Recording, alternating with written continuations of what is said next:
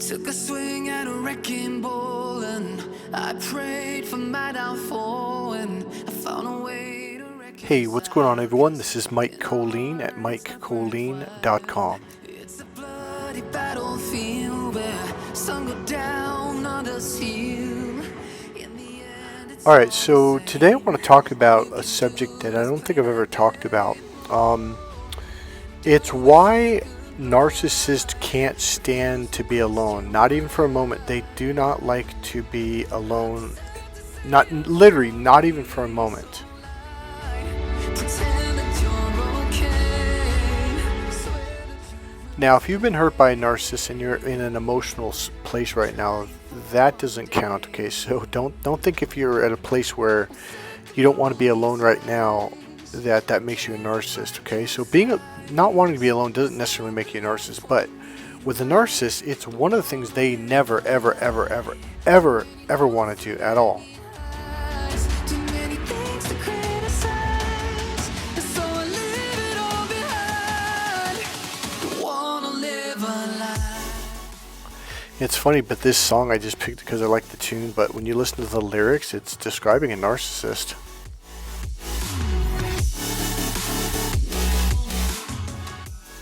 Alright, so one of the things narcissists will do, as I'm sure you've heard this before, is they're constantly doing something, either playing video games, they're at work, talking to someone, they're just constantly, they have to be around people because they need that source. They need people to constantly compliment them, make them feel good, nurture them, and all that stuff. I cover up every part of my skin. One of the things I noticed with narcissists is they can't stand to be alone, not even for a moment. And if they are, they'll go to video games, they'll go to online dating is what they do a lot. They need lots of source energy, they need lots of people in the loop that can constantly talk to, because they can't be alone for a moment. I'm sorry, so lie and pretend that you're okay. Swear that you will stay. Keep trying for one day. Whoa. So if you listen to those lyrics, it's funny because he's saying, crying to keep, for you to stay or something like that. Now here's the thing about narcissists that they have backwards everything, but specifically in this case, what they're doing is they don't want to be alone so badly that they will do anything to keep people around. Okay, I mean anything. They'll lie to you. They will make something up. They'll do anything, including destroy your self-esteem. In fact, the reason why they destroy your self-esteem is to keep you around so you never leave. So you don't have the self-esteem, self-love, or self-confidence to even consider dating someone else or meeting a new person. This is why they have to destroy you from the inside out. Don't care if I capsize. And especially in the modern world, what it's going to do for most people. I mean, it's not like in 1940s, 1950s where you married for life and you generally would stay married through the abuse for 10, 15, 20, maybe even 25 years or longer. In my heart, it's not worth. That whole marriage vow was absolutely, misconstrued, completely twisted. It's like, it says till death do us part. It doesn't say till abuse do us part. So I'm not going to get into that. I made a video about that, but marriage vows were never about being married to someone that's abusive, okay? It was about love. Married till death do us part. Again, I'll make it a real quick thing. That literally meant like if he broke his leg, well, you didn't just leave him, okay? If she got sick, you didn't just leave her. It wasn't talking about if your spouse was abusing you to death and just destroying you from the inside out. That had nothing to do with marriage vows. But narcissists twisted it in the Western societies to be like, oh, well, you made your vows, death do to us part. No, not under this. If you would have told me before we got married that you were going to treat me like absolute total shit, I never would have married you. But they knew they were going to do that from the very get-go. Don't wanna live a lie. All right, so my overall message for everything I just said is narcissists will go to the furthest lengths to keep you around because they don't want to be alone. And I'm going to get to the reason why they don't want to be alone, okay? So, unfortunately, narcissists do everything in reverse. They think, well, if I destroy your self-esteem, then you're never going to leave me. And if I leave you, you're just going to be sitting there waiting, because you'll never fall in love again. You'll never open your heart to anyone else again. You'll never have the self-esteem to meet another person. So therefore, they can come back around and just pick up on you. Okay, so one more piece. One of the signs that you're dealing with a narcissist, this one, especially if you're a friend or business associate, something like that, they will call you at night. And it's surprising because they'll call you, it could be late at night. And you think, well, don't you have to get up like at 7 in the morning? And they'll call you like at 10:30, 11:30 at night and have a conversation till 1:30 in the morning. And the reason why is because they're distracting themselves. So they need someone to constantly talk to them. And even I had a very recent one, which I made some videos about that. Boom, I got rid of them after the 4th conversation. Like, whoa, like, holy shit. And when this person called me at night, I was like, what's going on here? Because this wasn't like a dating relationship thing. It was just a person that I knew from a group of friends from years ago. So they called me up at night one time. I think it was 9:30 the first time, and then it was 10, then it was 10:30, and then I was like, okay, here we go. Like, I knew right then, boom, dealing with a narcissist.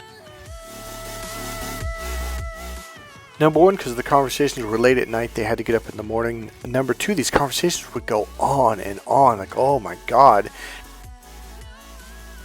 So essentially what they're doing is they're just talking to somebody, anybody, to distract themselves from this pain that they've been trying to shove down and act like doesn't exist their whole lives, okay? So they will talk to you until I remember it because it was like, I think at one point I looked at the clock, it was almost 1:30. I'm like, dude, don't you got to get up in the morning, go to work? And I was like, what in the hell? So they talk to you until they're absolutely, utterly exhausted, where they know when they hit the sack, boom, they're going to be out cold, because they don't want to have a moment where they're thinking. Because what happens is when they start to think, they turn in on themselves, and now they have to face all the shit that they've done to people. They have to face all the lies, how they're living this complete facade.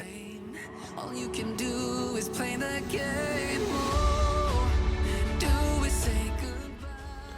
Now, the last narcissist I dealt with a while back, this is exactly what, just out of the blue. In fact, they just called me up one night, and I thought, okay, that's a little odd, but okay, whatever. And we had these long, in-depth conversations. They would ask me questions about this and that, and then it would be 2 nights later, and then 2 more nights later, and then it was every single night. And this went on, and finally one day I go, dude, I cannot freaking spend all this time talking to you every single night. So one thing I learned very clearly is if you've got someone suddenly calling you at nighttime, and it's not, and I don't mean like, oh, you're in love and you're doing lovey-dovey stuff. That's different, okay? But if someone's just constantly calling you, and especially if it's late at night or at a time when they're alone, it's because they're doing everything they can not to let their stuff bubble up. So that is a strong, strong red flag that you're dealing with a narcissist. Now be very careful and pay attention. Do they start devaluing you? Do they start getting angry at you? Do they start, looking for reasons to get mad at you or misunderstanding you on purpose? All the narcissist stuff. If they do, cut them off. Alright, so here's the deal. The reason why they're doing all of this is distraction. Again, distraction from what? From themselves, from looking at themselves in the mirror. Because when there's nothing or no one there to distract them, all of a sudden they have to realize, I'm living a complete lie. They are having to face all the bullshit, all the lies, all the games, everything that they do to keep this facade up. And that's the absolute worst thing in the world for a narcissist to face, is that they're living a lie.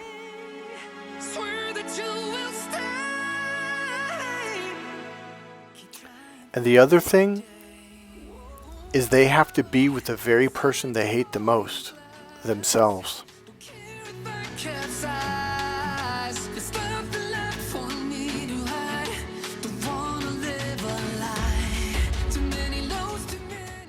It's so funny, or I don't mean it funny, but I guess ironic, maybe that's a better word.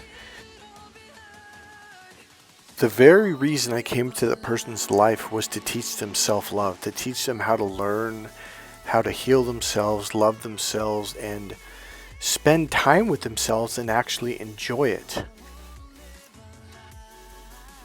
You know, one thing I want to say is you hear people say, oh, you need self-love, oh, you need to love yourself, oh, you need to nurture yourself.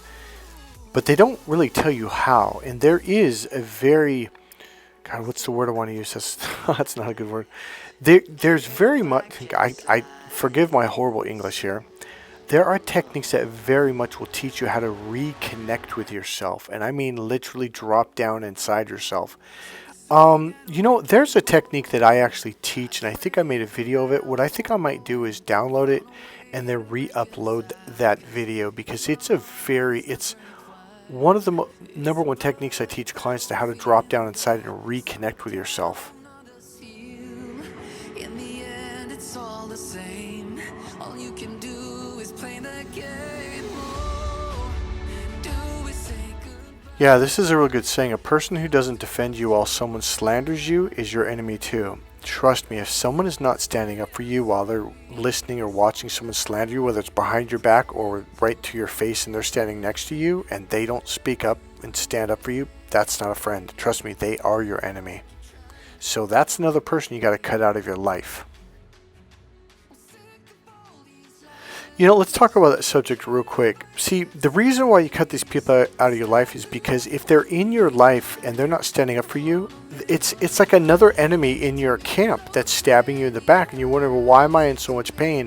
Why do I have anxiety? Why am I depressed? It's because you're surrounded by these people that don't like you, that aren't going to like you, and they're doing all these how horrible does it feel to have somebody talk behind your back or talk shit to your face, and this person's right next to you?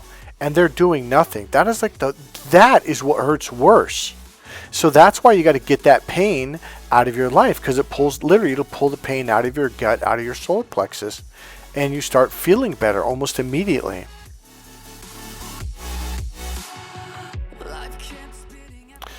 So, all right. So let's talk about emotional healing and energy healing. So the difference between me teaching you a technique and doing it yourself, if you do it right, if you are tuned in enough, it'll work really, really well. When I work with you, I literally use my energy to guide your energy, to say, hey, here's how you do it. It's essentially showing your energy like, hey, remember this? And I drop down, and then your energy, it's almost like your energy looks at me and goes, oh yeah, I forgot how to do that. And then it will drop down. So we do that a few times together over the period of time. And then you really begin to understand what it means, number one, to reconnect to yourself. Like, I mean, physically, energetically, literally. Okay? Number two, how to become emotionally grounded, which essentially is the same thing. So this is some of the first few things that I will do with you, is work with your energy on this level. This is only one technique, but there's a series of techniques, and we will do breathing techniques, and I'll show you how to do it the correct way. And all of a sudden, you're going to go from some person that's spitting out the words of, oh, you got to be connected, you got to be connected to yourself, and not even understanding what that means. It's a lot, not even logically, until you physically learn how to do it and physically do it. Because this is what I have with a lot of clients. They're like, oh, so that's what that means. I'm like, yeah, you've been saying, because I've had quite a few clients over the years say these phrases, and yeah, it's all about being emotionally grounded. You gotta be rooted. You gotta be, internal. And they say the cool words, but they don't know. Number one, they don't physically know how to do it, and number two, they don't actually know what it actually is, what the words mean, because they don't know what it is. But when they physically do it, all of a sudden they're like, oh, so that's what it means to be emotionally grounded. I go, yeah, how's it feel? Like, oh, this feels great. All right, so here's the deal. A lot of us got hurt by narcissists really, really bad. And what I'm going to say, when someone said this to me years ago, it really almost pissed me off. In fact, I would say up until about 9 months ago, a year ago, I would have been pretty pissed. So if you are not at the, I don't know, if you're not like at the further end of the healing phase right now, don't worry about this. This is not for you. It's totally okay. Just hear it now and realize probably a year, 2 years down the road, you probably will get to this space, especially if you've done some real healing work. In other words, if you are still at that place where you're hurt, you're angry, you might be scared, you're upset, that's absolutely okay. You're in the space where you need to be right now to deal with this, because you have to. It's kind of like the state, the 5 stages of grieving, etc. Well, you're going through the 5 stages of, you're pretty pissed off at the narcissist right now, and that is part of the healing process. You have to go through the stages of being upset, of being angry, of being confused, of being lost, of going through the absolute deep dark depression. These are all phases you have to go through. So if you're not ready to hear this, just hear it now and totally be okay with it, and just realize, like, yeah, that's definitely down the road for me, and that's totally okay.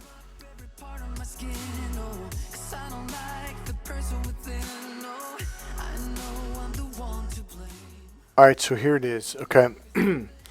So narcissists are damaged. They're damaged goods, and I don't mean that in a disrespectful way. And I know I've been harsh towards narcissists, because one of the first phases that you have to go through, you have to heal yourself, which means you got to put that great wall of China up to narcissists, period, end of sentence, because you will never heal if you let them continue to attack you.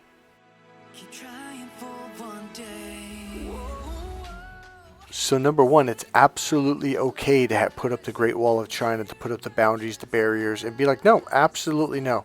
Nope, not going to deal with narcissists. Nope, not going to happen.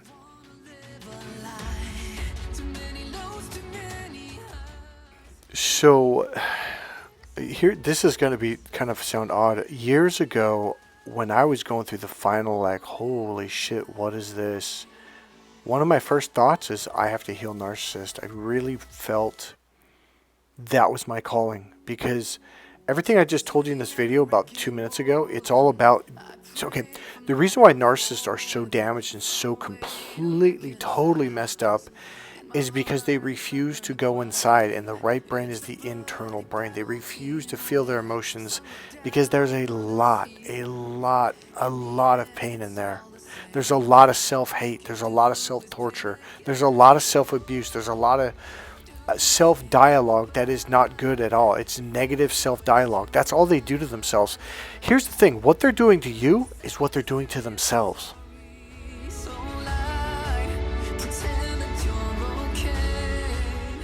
So now you've probably heard this before, but probably didn't quite grasp it. And here's what I'm talking about. Is the way you treat yourself is the way you treat others. So you might have heard it in this way, but now that you heard what you just heard about how narcissists, everything that they're doing to you is what they're doing to themselves, is this. When you learn how to love yourself, then and only then can you love others. It is physically, neurologically, chemically, scientifically, spiritually impossible to love another human being if you don't have self-love. Again, the way you treat yourself is the way you treat others. This is just common sense. It's pure fact. Now here's what I mean. So let's say I need surgery to save my life, and it's going to cost me $100,000. And I go to you and say, hey man, can I get $100,000 to save my life, because I have to have this life-saving surgery? And let's say you don't have $100,000. So how in the hell can you give me something that you don't have?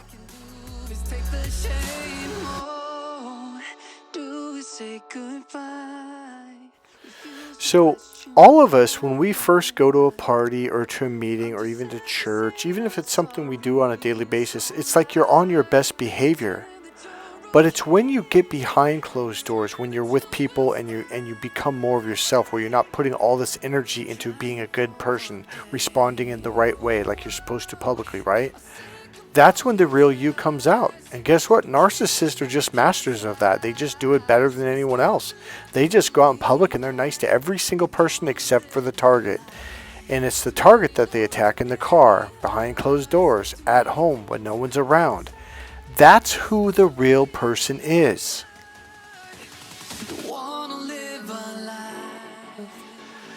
So here's the deal. What did I say earlier about what narcissists feel about themselves when they're alone? They are with the person they hate the most, themselves. They don't like themselves, so guess what? Not only are they going to hate themselves, now you're in their private circle, now they're going to hate you. They don't know any other way. They don't have any other developed tools. It's not only literally like, it is, it's they don't have the ability to treat other people any better than they treat themselves, because this is all they know.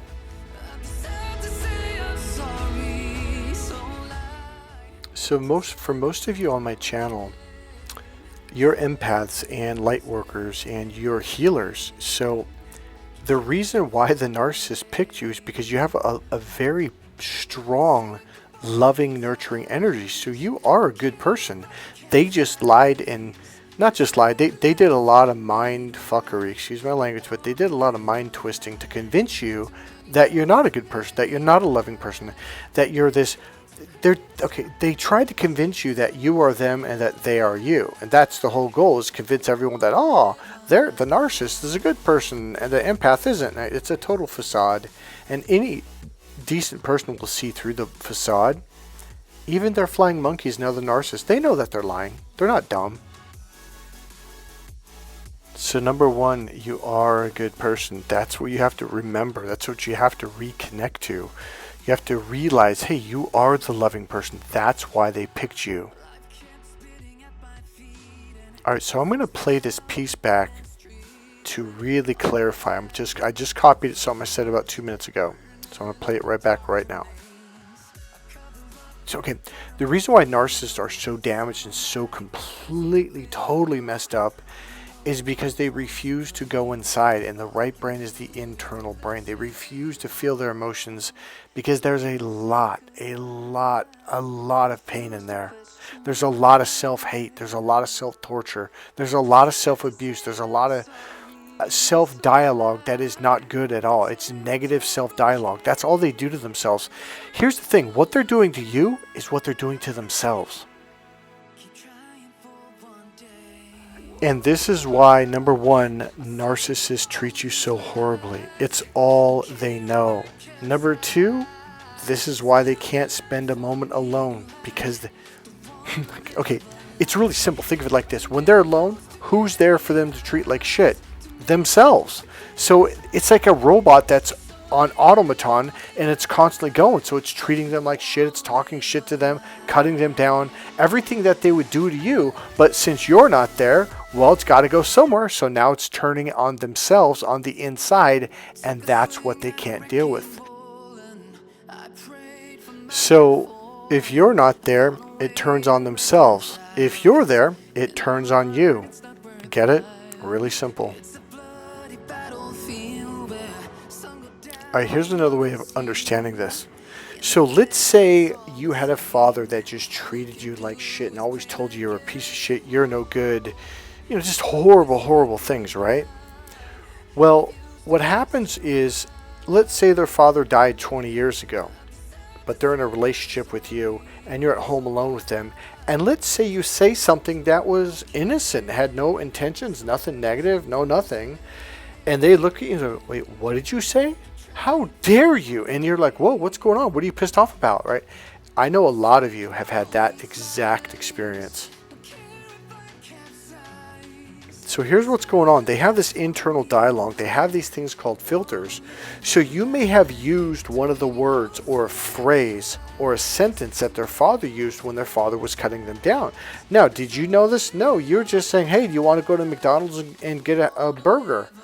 It'll make us feel good. And so their father might have used one of those words or phrases when they were about to beat the shit out of them, or when they were telling that they're no good, they're going to be nothing, etc., etc. They say, you know what, why don't we just go to McDonald's and get a burger, because you're better than that. You don't deserve anything better than that. And here you are literally saying, hey, let's go get a burger, and they're flipping the fuck out. Because in their mind, they're thinking, oh, yeah, so you don't think I'm any better than McDonald's, huh? Well, screw you. Sorry. All right, I'm kind of lightening up the mood here a little bit. But here's the thing. We all do this. Admit it. How many times you flipped out on someone and they're like, what the hell are you mad about? So they may have said something and you thought it was the same thing some mean person did to you when you were a kid. And you're like, well, you said this and this. Means like, no, I'm just trying to find out if you want to get a goddamn burger. And you're like, no, you're not. You know, you're flipping out over stupid shit. Swear that you will stay. So here's the deal. This sign says it all. We are here to witness the most amazing show on earth. The rising of consciousness once again.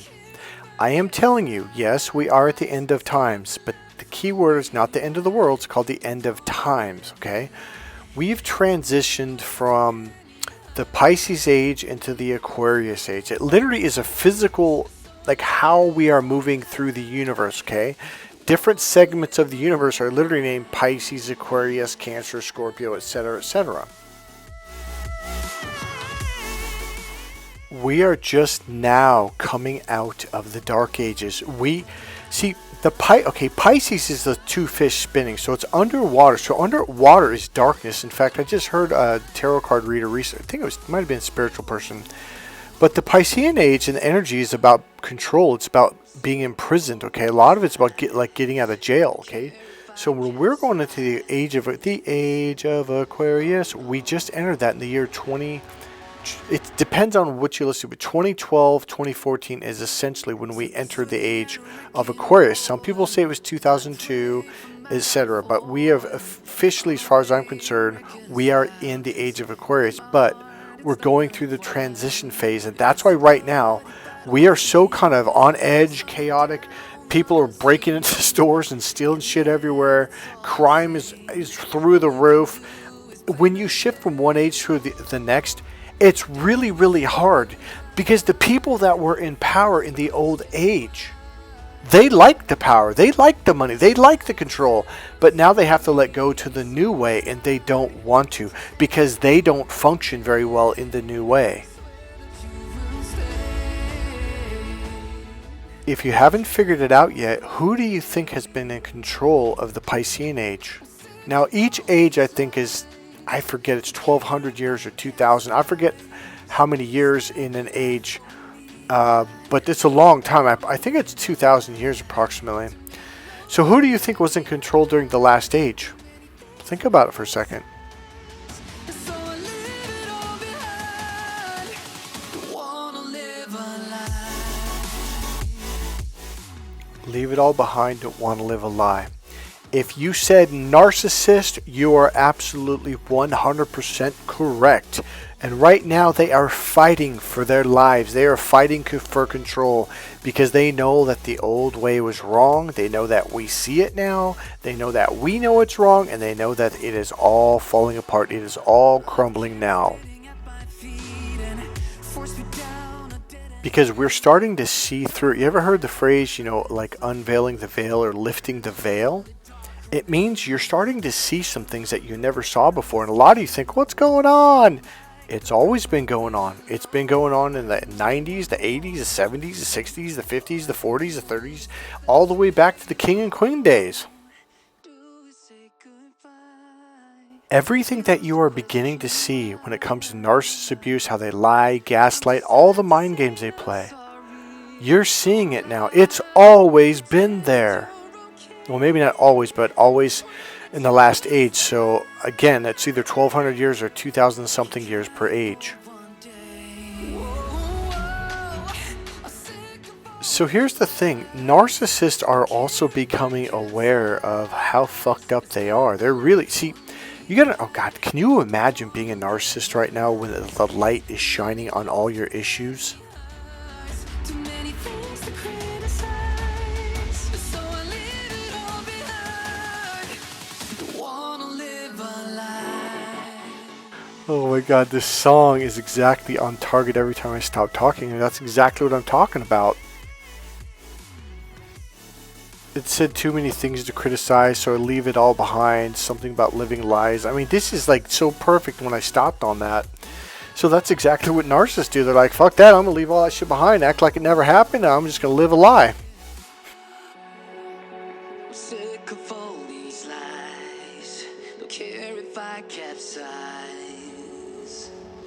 Oh no.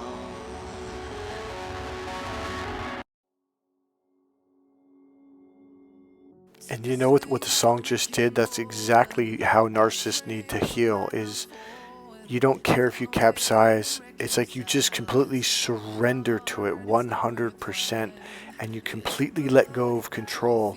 And that's something that narcissists don't like to do. They got to control everything. They got to hold on to that steering wheel. Like, you just got to let it go. Let everything explode. Let everything blow up in your face. Let it all go. That is when you begin to heal. And it's the only way you can heal.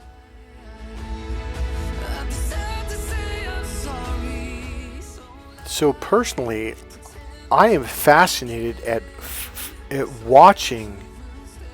I'm just going to spit some words out. I don't have the correct words right away. It'll fall into place.